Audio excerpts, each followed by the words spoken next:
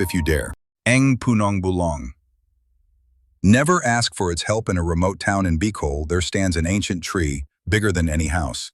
Its trunk twisted, its roots exposed like claws gripping the earth. Locals avoid it, they never walk near it, especially when the sun sets, because they say, the tree listens, and the tree answers, but always for a price. It was called Punong Bulong, the whispering tree, an old folklore passed through generations. People say if you stand in front of it after midnight, whisper your wish 3 times, the tree will grant it. But something always comes to collect something you don't expect.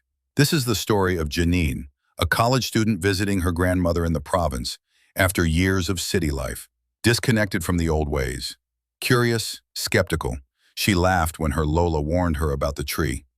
Anak, wag mong lalapitan yang puno na yang. Wag kang hihiling baka pagsisihan mo.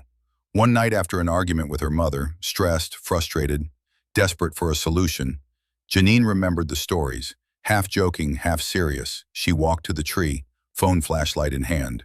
The path felt longer, colder, the closer she got. The air heavy, the sound of crickets faded, replaced by absolute silence. She stood in front of the tree, massive looming branches stretching like arms. The surface of its bark seemed to move, pulsing, like it was breathing. She took a deep breath, leaned close, and whispered her wish. Tulungan mo akong mawala ang problema ko, 3 times. At first nothing happened. Then the wind shifted, leaves rustled despite the air being still. Then a voice, soft, layered like dozens speaking at once, echoed not from the air, but from inside her head. Narinig kita babayaran mo. She froze, looked around, no one there, but footsteps echoed, circling her invisible, heavy, slow. Then silence. She ran back home pretending it was a prank, her mind playing tricks. But things changed the next day. Her problems started to disappear. People who heard her stopped showing up. Her debts were cleared. Her failed subjects were suddenly passed. Her life felt fixed. But at night, the knocking started, not on her door, but on her window, even though her room was on the 2nd floor. 3 knocks every night, always at 2:33 a.m. She ignored it until one night when the knocking was followed by whispering right by her ear, even though no one was there. Bayaran mo na. Lights flickered. Shadows moved. Reflections in the mirror showed her sleeping body. But something standing behind her, tall, thin, blacker than darkness. Eyes glowing red. Mouth twisted, grinning. She tried to convince herself it was stress, imagination. But scratches started appearing on her skin while she slept. Long, thin marks, as if fingers dragged across her arms and legs. Then her phone started glitching. Random videos appeared on her gallery. Footage of her room, filmed while she was asleep. Sometimes the camera would pan to the window where a shadow stood watching, waiting. Her grandmother noticed her pale face, sleepless eyes, and confronted her. Anak, nagsumbong ka ba sa puno? Hindi mo ba alam may kabayaran yan? Panicking, Janine begged what to do. But Lola shook her head. Pag humiling ka na, hindi mo na mababawi ang hinihingi nila. That night, the knocking was louder, faster, relentless. Then the window, cracked, fingers long, thin, bony, pressed against the glass, scratching, tapping. She screamed, pulled the covers over her head. But the whispers grew louder, overlapping voices chanting her name over and over. Janine, Janine, bayaran mo na, bayaran mo na. The air grew heavy, the room darker. The shadows stretched toward her from every corner, hands forming out of the walls, grabbing the edges of her bed. The ceiling dripped something black, thick, sticky, cold, falling onto her skin, burning where it touched. Then the tree appeared, not physically, but its silhouette formed on her bedroom wall, its branches bending, crawling, its roots cracking through the floorboards, reaching toward her toes, ankles, knees, pulling, dragging. She tried to run, but her feet wouldn't move, heavy as if planted, roots wrapped around them, pulling her down into the floor. Her last scream was muffled, swallowed by the darkness that opened beneath her bed. Morning came. Her mother and Lola found her room empty, the bed broken, the floorboards split as if something heavy dragged her down. The windows shattered, leaves scattered across the floor, roots poking through the cracks.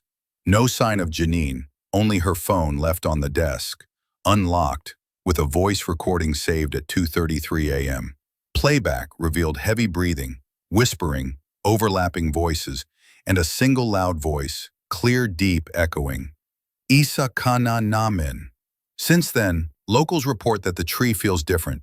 Its roots spread wider, its branches taller, and if you stand close enough late at night, you can hear whispering. Not from the wind, but from voices trapped, begging, screaming, laughing. And if you ever find yourself in front of a tree too big, too old, with roots that look like hands, don't speak, don't whisper, and never ever ask for its help, because the tree never forgets and it always collects what's owed. The house that watches ang Bahay na hindi Iniwan. In a small town of Rizal, there's an old house that everyone avoids, the kind of house where even kids dare each other just to touch the gate before running away. Its roof is half collapsed, its windows shattered, the walls covered in vines, but the curtains still move, as if someone pulls them back to peek at whoever passes by. They say no one lives there, not since the family disappeared decades ago. But at night, lights are seen. Shadows move and sounds of footsteps echo through the empty hallways, even though no one lives there. This is the story of Arvin, a photography student who loved exploring abandoned places with his friends. One weekend, they decided to visit the house despite warnings from locals telling them, "Wag na wag kayong papasok diyan." But curiosity was stronger than fear. Armed with cameras and flashlights, they hopped the broken fence, walked through the overgrown garden, and pushed open the crooked front door. It screeched louder than it should, as if protesting, as if warning. Inside, the air was cold, heavy, suffocating. The furniture was covered in white sheets, but the sheets looked wrong, shaped like someone was sitting underneath them. But when pulled, nothing was there, just dust and broken wood. As Arvin walked through the hallway, he noticed the walls were covered in scratches, not animal scratches, but hand marks, fingernails dragging along the wood, some deep enough to leave splinters. Then they heard it, a soft humming, a woman's voice coming from the second floor. La la la, la la la. It didn't sound like a recording. It didn't echo like a ghost. It sounded real, recent, alive. His friends whispered, "Maybe someone really lives here." But deep inside, everyone knew no one should be here. Suddenly, a loud bang upstairs. A door slammed shut, followed by heavy footsteps, fast moving toward the staircase. Without thinking, they bolted, but the front door wouldn't open. Locked. Stuck as if the wood itself was holding it closed. The footsteps reached the top of the stairs. Heavy, slow, each step creaking. Then silence. Just breathing. Slow, deep, wet, as if someone was struggling to breathe.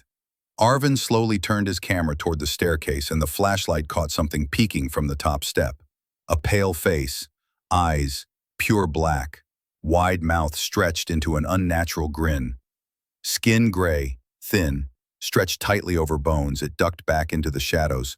Then the sound of hands crawling on the walls, like something using its fingers to scurry down the sides. Suddenly, hands reached from the shadows, grabbing one of his friends, pulling him, screaming into the hallway. Upstairs, his screams echoed, then were cut off by a loud, wet crunch. Then silence.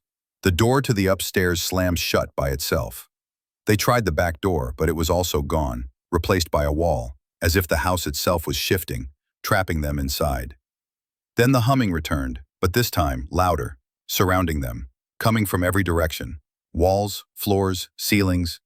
The mask seller never wear what you don't understand. In a small town, night markets are common streets, lined with food trinkets, antiques, and strange vendors. But there's one stall that only appears when it rains. A small wooden booth covered in black cloth, no lights, no name. Just a single old man sitting quietly, surrounded by masks. Not ordinary masks. Each one is handcrafted, detailed, lifelike faces of men, women, children, animals, some smiling, some crying, some angry, and some too distorted to describe. Locals whisper, "Never buy from him, never even speak to him." But outsiders, tourists, don't know the rule.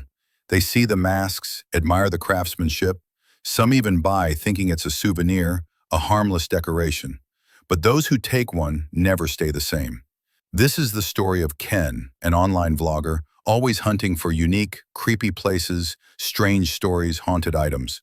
His subscribers loved when he explored the weirdest corners of the Philippines. One rainy night, he stumbled upon the market, saw the masked stall for the first time. Drawn by curiosity, he approached the old man, who sat motionless, head down as if asleep or waiting. No price tags, no signs. Ken asked, "Magkano po yung maskara?" The old man slowly raised his head, revealing eyes. Pure white, no pupils, no iris, only pale empty orbs. Then he smiled and whispered, "Pili ka lang, pipili din siya sayo." Ken laughed nervously, thinking it was part of the act, scanned the wall of masks, then one caught his eye. A face neither male nor female, eyes closed, mouth stitched shut, skin pale cracks around the edges, like it was made from porcelain, but breathing as if pulsing ever so slightly. The moment his hand touched it, the old man whispered, "Hindi mo na may babalik yun." Ken handed him money, but the old man refused, simply nodding as if the transaction was already done, then lowered his head back down, unmoving, silent. Ken rushed home, excited, perfect content for his next video, set up his lights, cameras, started recording, unboxed the mask, joked to his viewers about cursed objects, then held it up to his face, pretending to wear it. The moment it touched his skin, the lights flickered, the air grew heavy, the camera glitched for a second, showing static, then returned to normal. But something felt off. The mask felt warm, not like plastic or wood, but like skin. It clung for a second before he pulled it off. Shrugging it off, he uploaded the footage, went to bed, planning to edit the next day. At 3:13 a.m., a soft tapping woke him, not from the door, not from the window, but from inside his closet. Slow, rhythmic, like fingers. Tock, tock, tock. Half awake, he grabbed his phone, turned on the flashlight, opened the closet. Nothing, but as he closed it, the reflection on the mirrored door showed something behind him. Someone standing tall, thin head tilted, face pale mouth, stitched eyes, closed, breathing heavily. He spun around, nothing there, only cold air. But when he checked his phone, the camera was on recording by itself. And from that night, strange things started. His mirrors always showed someone standing behind, even when alone. Shadows moved wrong, lights flickered randomly, and the mask, no matter where he placed it, always ended up back on his desk facing his bed. He tried throwing it away, but each time it reappeared, first in his living room, then the bathroom, then directly beside his pillow when he woke up. Then the dreams began, standing in the middle of an endless hallway, lined with mirrors, each one showing a different version of himself. Some smiling, some crying, some banging against the glass, screaming as if trapped, some missing, their eyes, mouths stitched shut, exactly like the mask. Then a voice whispering from nowhere and everywhere, "Isuot mo na, ikaw na ang sunod." One night while editing the latest footage, he paused the video and noticed something horrifying. Every frame showed the mask slowly shifting its face, slightly smiling, wider eyes twitching, mouth stretching until by the final frame the stitches were gone and the mouth was open, grinning, teeth too many, too sharp, too long. Then his screen went black. A reflection appeared on the screen, not his own, a face, leaning close, skin pale, eyes now open, solid black mouth, split wide, whispering, "Sayo na ako." His room plunged into darkness. The mask now, nowhere to be seen, only breathing, echoing around him. Fast, heavy, moving closer from every direction. Then hands, cold, thin, crawled from under his bed, wrapping around his ankles, fingers bending backwards, nails cracking as they dug into his skin, pulling, dragging. Ken screamed, kicked, but the floor beneath split open, revealing an abyss of shifting faces. Each one screaming, begging, crying, hands reaching up, grabbing, pulling him into the void as the last thing he saw was the mask floating above, grinning, rotating slowly, whispering one final word, "Isa ka na." Neighbors heard nothing. No noise, no screams. The next morning his room was empty, cameras still recording, all footage corrupted, except one file named final.m4. When opened it showed static. Then Ken, sitting on his chair, staring blankly into the camera. Eyes, hollow face, pale mouth slowly stretching into an unnatural grin before the video cuts to black. Since then, viewers who accidentally clicked on the video report strange things, shadows moving in their rooms, whispers from behind, cold hands touching their shoulders, even when alone. Some claim to find a mask placed by their window, staring, waiting. And locals say on rainy nights, the mask seller still returns. Stall untouched, masks displayed quietly waiting. Because the mask never chooses wrongly, it only waits for the next face to wear. Reflections, the mirror that watches. In every town, there's always that one house everyone avoids. An old house passed down from generations, forgotten, abandoned, decaying. Yet one thing inside remains untouched, a mirror tall, framed in black wood with carvings of eyes and mouths lining the edges. They say the mirror doesn't show your reflection. It shows something else, something watching, something waiting. This is the story of Liza, a freelance artist who moved into an old rental house in Laguna, desperate for cheap rent, excited to be alone, focus on her work. The landlord was hesitant, kept asking, "Are you sure you're okay with old furniture?" She said, yes, didn't care, until she saw the mirror. It stood in the hallway, taller than her, wide enough to show the entire room. Yet no matter where you stood, the reflection always seemed off. Things in the background moved even when nothing in the room did. At first she ignored it, blamed her imagination, blamed the weird lighting. But as days passed, strange things began. The sound of footsteps behind her while painting, cold air brushing her neck, shadows that didn't belong to her passing in the corners of her eyes. One night, while brushing her teeth, she glanced at the mirror and froze. Her reflection blinked half a second out of sync, then smiled, even though she wasn't smiling. She turned around, nothing there, turned back.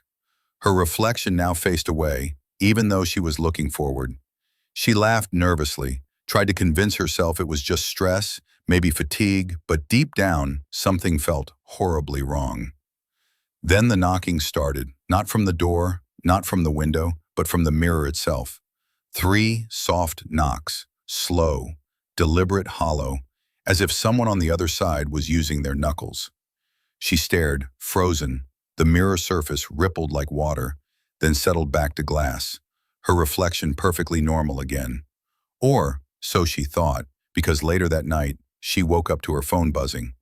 A notification, a photo sent from an unknown number.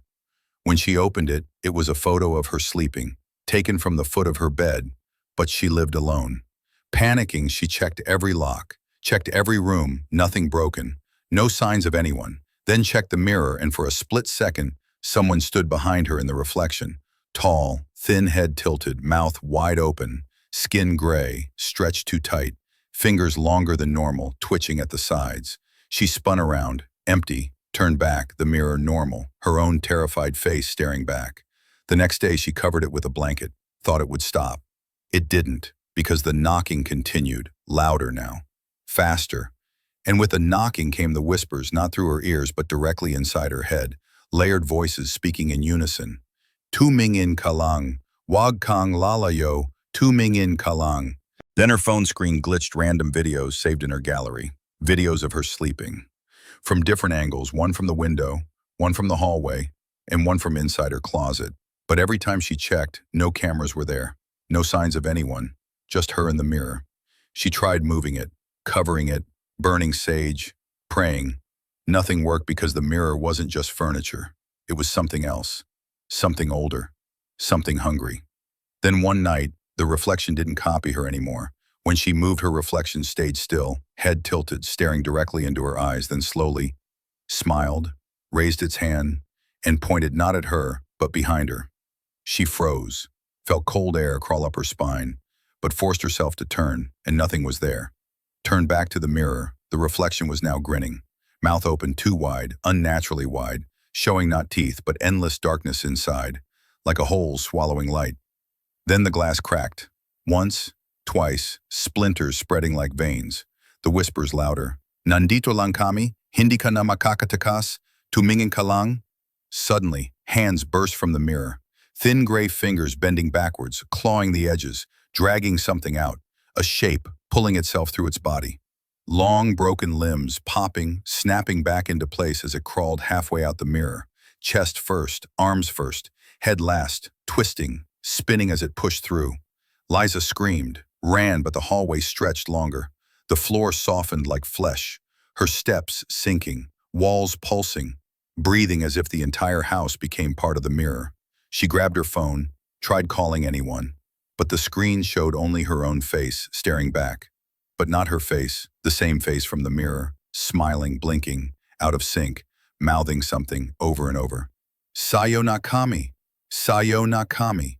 The lights burst, the ceiling cracked, black liquid dripping. Her vision blurred as shadows wrapped around her wrists, ankles, neck, pulling her down toward the mirror as it widened, opening like a mouth swallowing her. Her final scream echoed, then silence, nothing but the soft ticking of the broken clock in the corner. Morning came. The landlord arrived, knocking, no answer. When the door was forced open, the house was empty. No sign of Liza, except the mirror, perfectly clean, no cracks, no damage. But now, the reflection didn't match the room, because in the reflection, someone was still standing, someone staring, someone smiling. Since then, tenants who dare move in report the same. Knocking at night, the same, whispers, reflections that don't belong to them, photos on their phones that they never took, and sometimes the face in the mirror isn't theirs anymore, but someone else, trapped, watching, waiting. And if you stand in front of it too long, you might see it blink, or smile, or slowly reach out toward you. The last ritual, Huwag, Mong, Subukan.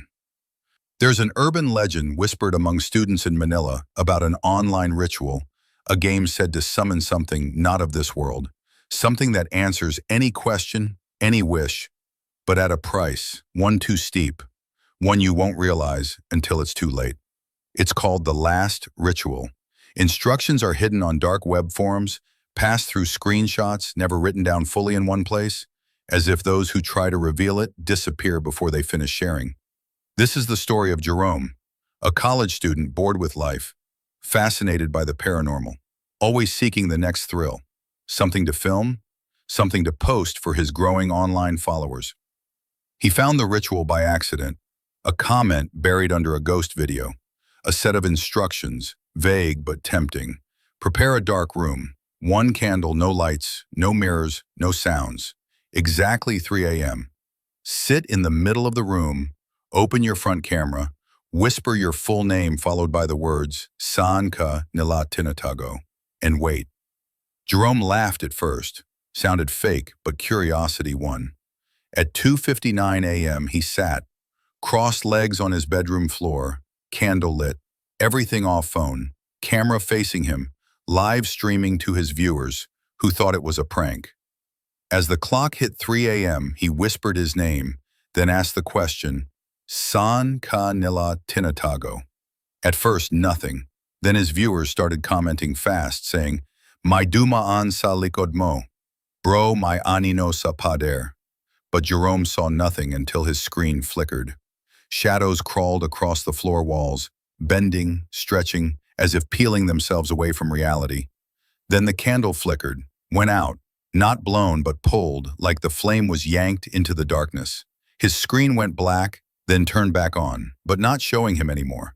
Instead, it showed an empty hallway, not his house, unfamiliar, cold, endless, dimly lit by a flickering light at the far end. Footsteps echoed, loud, slow, steady, getting closer, but no figure visible. Then a whisper layered deep, cold, directly into his ear. And Dito na kami, Jerome screamed, backed into the wall, but the camera now refused to turn off. The phone, screen flickering between his terrified face and the endless hallway. Footsteps now mixed with scratching, like nails dragging across concrete.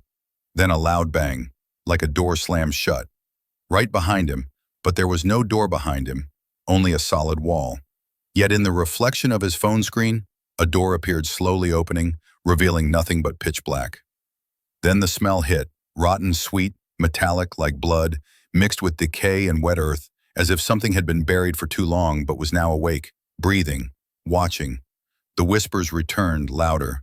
Hindi ka na makakabalik. Hindi ka na makakatulog. Hindi ka na mag-isa. Jerome tried running to the light switch, but the room stretched farther away with every step, the floor cracking beneath him, hands bursting from the wood, thin gray fingers bending backward, nails broken, grabbing at his legs, pulling, scraping, tearing, but not enough to hurt, just enough to hold him still.